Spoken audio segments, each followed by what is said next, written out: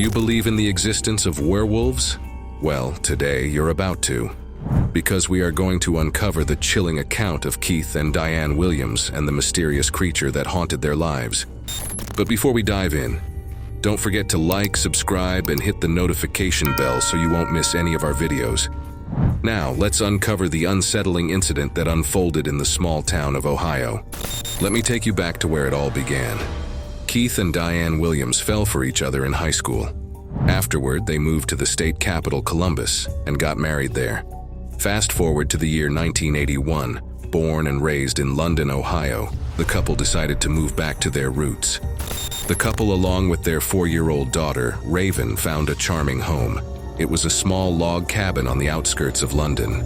This house was isolated as the area surrounding the log cabin was a dense forest, and the nearest house was quite distant. Drawn to the idea of a peaceful life surrounded by nature, the couple happily agreed to settle in. Keith worked as a full-time welder during the day, and at night he attended apprenticeship classes. This left his wife, Diane, often alone at home with their daughter. Everything seemed ordinary. Keith committed to his apprenticeship, spent long hours away from home during the week, leaving Diane alone in the quiet house. Until one night, as she busied herself with household chores, Diane heard shuffling sounds outside the kitchen window. She looked out from the window and found nothing. She was familiar with the quirks of rural living, so she brushed it off, thinking it was just a wandering creature, perhaps a curious raccoon or a playful deer. Days passed, and she kept hearing those strange sounds. It puzzled her, and every time she glanced out the window to check, nothing was there. She told Keith about this strange feeling, like she was being watched. But he convinced her that there was no peeping Tom lurking around their house, and there was no need to worry. Then, one evening while washing dishes, she heard that peculiar shuffling sound again. When she looked up at the window, something odd met her eyes. 2 glowing yellow eyes. But here's the strange part. These eyes were at human eye level, about 6 feet above the ground. In the blink of an eye, it disappeared. She convinced herself it was just a dog, nothing more, and that her mind was playing tricks on her. After finishing the dishes, she went to the living room. To her horror, she saw the same 2 golden eyes again, peering through the window. These eyes seemed to follow her from one room to the next, filling her with fear. Due to internal reflections, she couldn't see clearly through the window unless she pressed her head against it. It was dark outside, and she saw nothing. Thinking she was imagining things, she continued cleaning, convincing herself that even if the eyes were real, they could be from a tall dog. Curious, she approached another window, the kitchen one, to check. Staring at the tree line about 20 feet away, a human head with golden eyes slowly appeared, with a head of something that looked like a dog. In fear, she sat on the floor until Keith came home. She explained everything to Keith. He checked in and around the house but found nothing. Keith thought the loneliness of the house might be affecting Diane, and reassured her it could be an animal from the woods. A month later, alone with her daughter Raven in the house, Diane once again noticed those piercing, glowing eyes through the window pane. This time, convinced it was an intruder, she hurriedly turned off all the lights. In the darkness, she saw a tall figure with glowing eyes standing right outside her window. Seeing this figure, she promptly dialed 911, but by the time the police arrived, the mysterious presence had vanished. As the officers searched the property and Keith returned home, he scolded Diane for involving the police. Law enforcement confirmed no signs of an intruder and left, advising Diane to contact them if further issues arose. Months passed and nothing abnormal happened. One morning, Keith woke up early. He turned his car on to warm it up, adjusting the rearview mirror. He spotted a figure on the back of his car. Alarmed, he searched but found no one, only mysterious tracks leading from the roof to the yard, indicating a 20-foot jump from the rooftop. Keith believed the intruder might have fled into the woods. So, he called his friend Dennis. He shared the bizarre occurrences and asked if he could accompany him into the forest. Dennis, armed with a hunting rifle, joined Keith in the woods. Soon, they discovered footprints of a 14-inch long bipedal creature with long legs.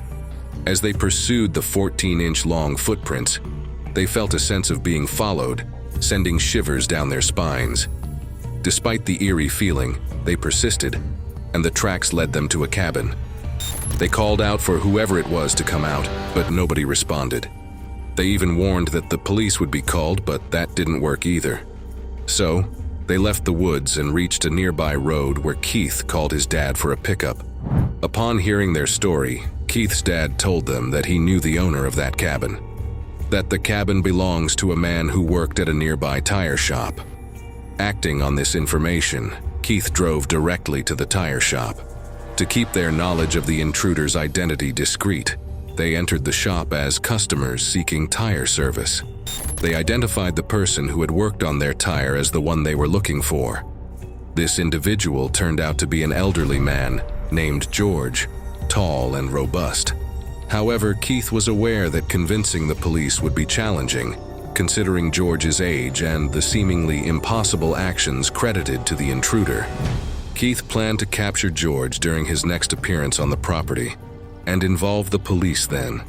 Strangely, he never returned to Keith's property. 3 months later, Dennis called up Keith, sharing the news of George's passing.